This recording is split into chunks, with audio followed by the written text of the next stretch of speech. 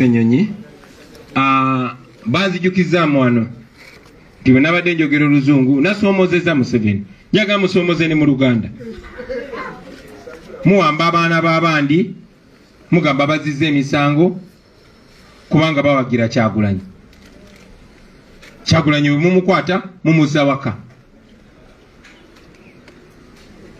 mugamba mubaguddeko emisango kubawagira Kyagulanyi ndi wano mbeera amagere nkolera wano Kamoocha mbasoomoza mujje munkwate bwe mba nyina omusango bwe mba sina musango munneesonyiwe n'abaana b'abanammwe mubeesonyiwe.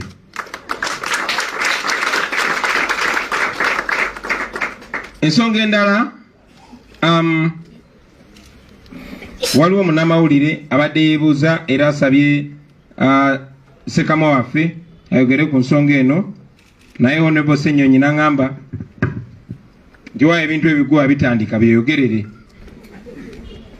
Munnamawulire yazze n'abuuza Honorable Ssenyonyi nti gye buvuddeko mu kwogera kwange nayogera ku musibe gwe bayita Jamiru Mukulu.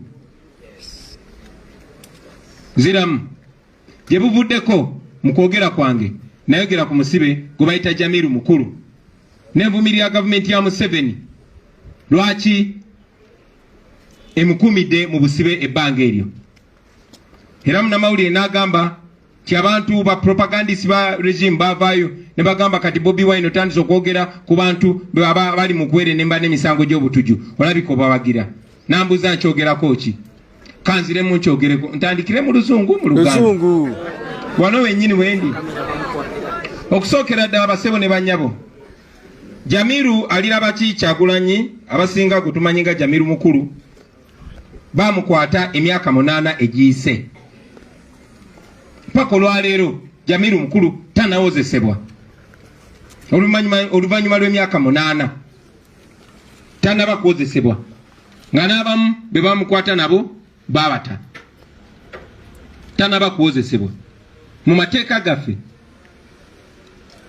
mu mateeka omuntu bw'abanga tannakiriza musango obanga tugunaba mukamuvi aba innocent. A person is innocent until proven guilty or until they plead guilty. N'olw'ensonga eyo twagala gavumenti eveeyo nnyonnyole lwaki emyaka 8 oluvannyuma lw'emyaka 8 Jamiru Mukulu tannawozesebwa kuba naye muntu ng'abalala.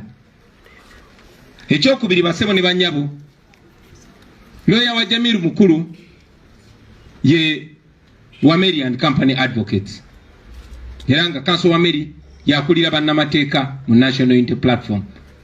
Kitegeeza twasobola okumanya ebikwata ku Jamiru Mukulu era twategezebwa nti Jamiru Mukulu baamutulugunya nnyo baamukuba nnyo baamukolako buli kikolobero ky'omanyi baatukana okumuliisa embizi ate nga musajja musiraamu baatukana okumunywesa omwenge ate nga musajja musiraamu baatukana okumuwota boardinga. Ebyo tubivumirira because nobody must be subjected to torture. Tewali muntu alina kutulugunyizibwa era amateeka gagamba omuntu gwoba omutulugunyiza oba tokyalina kyomugamba. Twagala gavumenti ya Museveni eveeyo eyogere ku kutulugunya Jamiru Mukulu n'abo abakwatibwa naye. Ekirala basebo ne bannyabo Museveni tumumanyi asobola okera ku makya n'agamba gw'oli terrorist. Bw'agamba nti oli terrorist obeera terrorist. Mandela baali bamuyiseko terrorist yafuuka terrorist. Nze ne people power kati omugenzi Erit Mune yavaayo n'agamba nti no tuli ba terrorist. Temwamulaba tuli ba terrorist. Nze ali wano Museveni yali avuddeyo n'akozesa minisita w'ensonga ez'omunda n'agenda n'ategeeza parliament nti bankute ne mashini gani mu Arua ne banzigulako omusango gwa tera n'emisango emirala. Kitegeeza nafuuka terrorist. Abakulembeze bangi nnyo mujjukira Dr. Besigye bwe bamusibako omusango gwa rape ne bamusibako n'omusango gwa treason. Kitegeeza nti baali bagiziza. Kikyengezaako okwogera basebo ne bannyabo. Kitegeeza ekyo nti n'abaana bangi nnyo be bakutte bano Banubyandi bagamba babakutte n'amasasi 4 kati ku ffenna be Museveni bazawaayiriza lwaki nzikiriza byagambe Jamiru Mukulu. Mera mukyama ogamba nti amwayiriza nga tuze tulaba buli gwawayiriza. Ensonga endala, mu mwaka ogwa 2024 mu mwezi gwa Desemba mu kuziika Adonia Teberondwa e Bushenyi, omu kuba ne ba Museveni gwe bayita Kaindo Tafire yavaayo mu lwatu bayambalanga uniform y'abasirikale b'Obote ne bagenda ne batta abantu ne bakomitinga terror ne bakomitinga mass murder basobole okukyayisa government y'Obote. Ebyo Otafire yabyogera. Tetujja kyogerako lwaki tanayimirizibwa mu mbuga z'amateeka olwaleero, naye yatugamba bakolanga ebyo mu luzungu ekyo bakiyita false flag operation. Okola ekikolobero osobole okuvumaganya ono. Tulina bukakafu ki nti ebyo bikolobero byawavunaana abalala si bwe babikola nga tebavangayo tunnyonnyola byaliwo Kanungu, nga tebavangayo tuwa ripooti ebyaliwo mu kwekalakasa kwekayunga, nga tebavangayo tuwa ripooti ku bintu birala byonna byonna.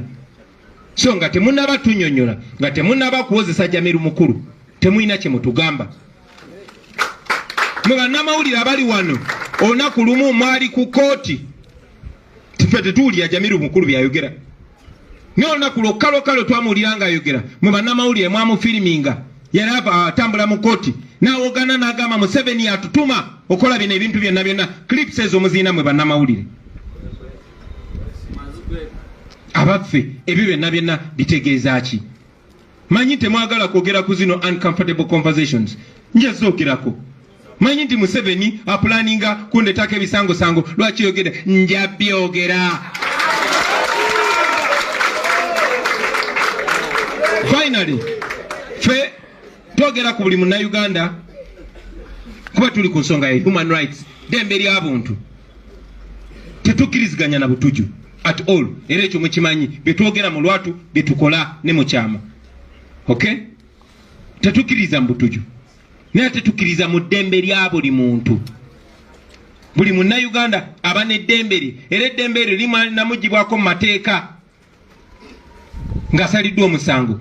Bwe baba tebanaaba musalira musango, ebyo tugamba mbiina bitono basebo ne banyabo, ngamba mmwe abatulugunya abantu. I think you will interpret that in your own English. You translate it. Ladies and gentlemen, there's a quick question that has come. A journalist has asked Honorable Senyonyi to clarify about the statements I made, but Honorable Senyonyi decided to throw that back to me. So recently, I made comments about the incarcerated Jamiru Mukulu. And I said that he has his rights as an individual. Of course, regime apologists came up to attack me for talking about somebody who they believe should not be talked about, who they say is a terrorist, etc., etc.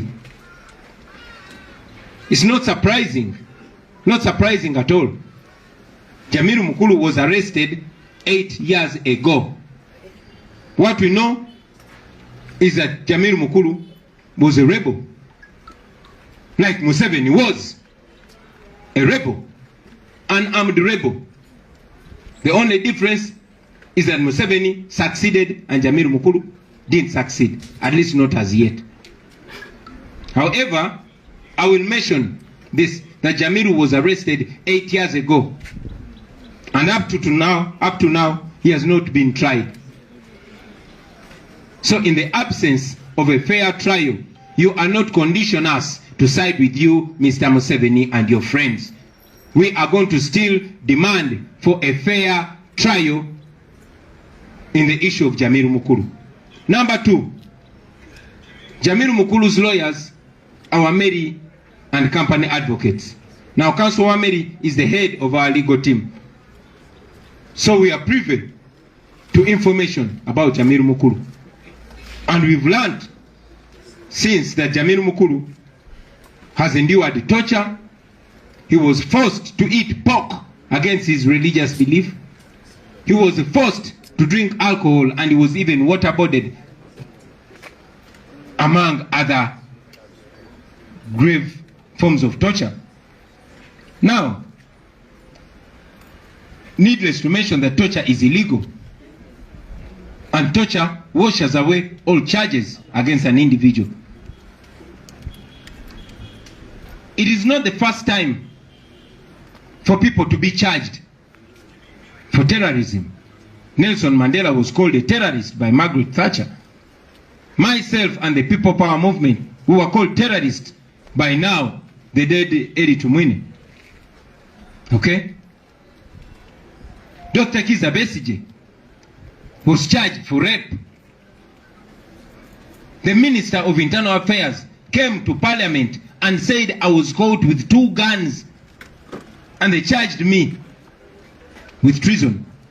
Many of our comrades, the Eddie Mutwez, Nubiad, for apparently having bullets. Of course, all these were lies. All these were bogus charges. So after seeing all these fake charges aimed at us because we were opponents of Museveni, why would it be hard for us to believe that Jamiru Mukulu could also be framed by the same regime for opposing it?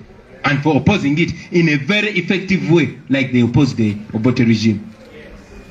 Number 2 or 3 or 4. You all remember, especially you, the journalists, that in December 2004, General Kainda Otafire, at the burial of Adonia Tiberondwa in Bushenyi, spoke to the congregation and confessed that they used to put on the Obote military uniform, go to villages in Nuero and others, and kill people, mass murder, in order to paint a nasty picture for the Obote government. Now, in English, that is called a false flag operation. If one of you confessed to that, why would you, and of course, seeing many other great things that the Museveni regime has done, the Mukula massacres where people were burnt in train wagons by this same regime, why would we doubt that this Jamiru Mukulu thing could also be a false flag operation? Especially that you've kept him in prison for 8 years, especially that you've denied him any access to the media, any access to, any possibility of him putting out his voice there. I mean, you journalists remember that one day, the only time I saw Jamiru Mukulu speaking is when he shouted into your camera that Museveni is the one that sponsors those terrorists. Not to say that I believe Jamiru Mukulu, but also I don't believe Museveni either. So I don't believe those 2 people that are thought to be terrorists, Museveni and Mukulu. In my view, they are one and the same. And finally, ladies and gentlemen, we talk about Jamiru Mukulu because for us it's a matter of human rights. Whether or not we agree with you, we respect human rights and we respect the rule of law. And we believe that a person is innocent until proven guilty or until they, say they are guilty. So until then, until there's a fair hearing for Jamiru Mukulu, until there is absolute respect of human rights, we shall stand for the rights of everybody. We might disagree with you, we might have come from a different religion, we might be different in every way, but we stand for the human rights of everybody. Even for you, Museveni, and your fellow criminals, finally, when we finally arrest you, because you will be arrested one day. But finally, when you are in the dock, we shall stand for the human rights of Museveni. You're a human being, although you don't behave as a human being. Thank you very much, ladies and gentlemen, and God bless. National Broadcasting Service. National Broadcasting Service. Oh, Lutalo, Ngaluwede, Tuliyambale Ngule, Tuliyambale Ngule, Tuliyambale Ngule. Oh, Lutalo, Ngaluwede, Tuliyambale Ngule.